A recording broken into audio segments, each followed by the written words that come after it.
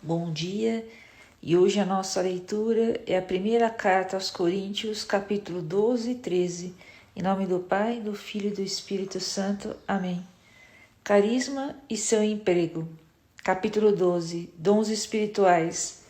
A respeito dos dons espirituais, irmãos, não quero que vivais na ignorância.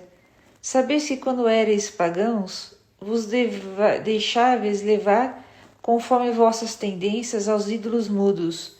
Por isso, eu vos declaro, ninguém falando sobre a ação divina pode dizer Jesus seja maldito, e ninguém pode dizer Jesus é o Senhor, senão sob a ação do Espírito Santo.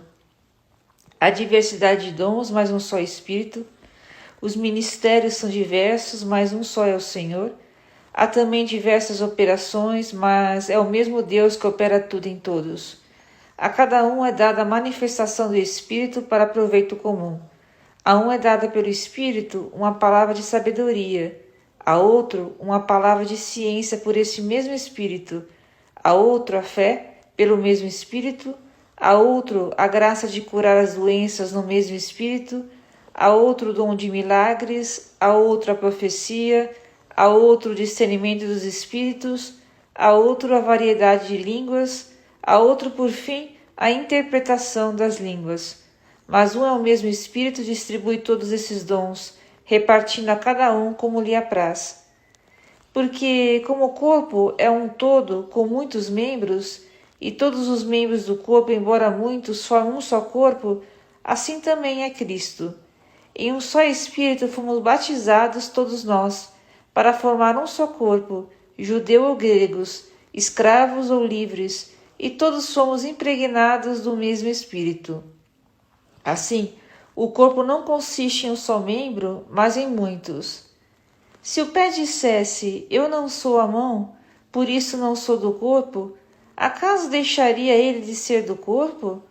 E se a orelha dissesse, eu não sou o olho, por isso não sou do corpo, deixaria ela de ser do corpo? Se o corpo todo fosse olho, onde estaria o ouvido? Se fosse todo ouvido, onde estaria o olfato? Mas Deus dispôs no corpo cada um dos membros como lhe aprouve. Se todos fossem um só membro, onde estaria o corpo? Há, pois, muitos membros, mas um só corpo. O olho não pode dizer à mão, eu não preciso de ti, nem a cabeça aos pés, não necessito de vós. Antes, pelo contrário, os membros do corpo que parecem os mais fracos são os mais necessários, e os membros do corpo que temos por menos honrosos, a esses cobrimos com mais decoro. O que em nós são menos decentes, recatamo-los com maior empenho, ao passo que os membros decentes não reclamam tal cuidado. Deus dispôs o corpo de tal modo que deu maior honra aos membros que não a têm, para que não haja dissensões no corpo e que os membros tenham o mesmo cuidado uns para com os outros. Se um membro sofre, todos os membros padecem com ele. E se um membro é tratado com carinho, todos os outros se congratulam com ele. Ora, vós sois o corpo de Cristo e cada um, de sua parte, é um dos seus membros. Na Igreja, Deus constituiu primeiramente os apóstolos, em segundo lugar os profetas, em terceiro lugar os doutores, depois os que têm o dom de milagres, o dom de curar, de socorrer, de governar, de falar diversas línguas. São todos apóstolos? São todos profetas? São todos doutores? Fazem todos milagres? Têm todos a graça de curar? Falam todos em diversas línguas? Interpretam todos?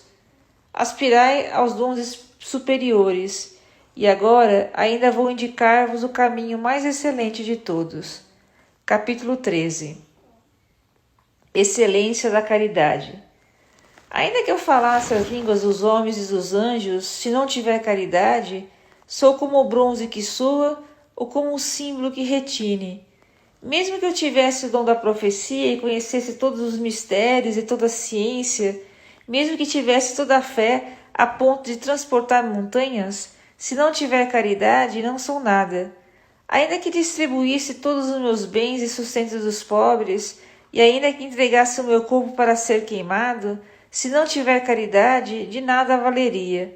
A caridade é paciente, a caridade é bondosa, não tem inveja, a caridade não é orgulhosa, não é arrogante, nem escandalosa, não busca os seus próprios interesses, não se irrita, não guarda rancor, não se alegra com a injustiça, mas rejubila com a verdade. Tudo desculpa, tudo crê, tudo espera, tudo suporta. A caridade jamais acabará. As profecias desaparecerão, o dom das línguas cessará, o dom da ciência findará. A nossa ciência é parcial, a nossa profecia é imperfeita. Quando chegar o que é perfeito, o imperfeito desaparecerá. Quando eu era criança, falava como criança, pensava como criança, raciocinava como criança. Desde que me tornei homem, eliminei as coisas de criança. Hoje vemos como por um espelho, confusamente, mas então veremos face a face. Hoje conheço em parte, mas então conhecerei totalmente como eu sou conhecido.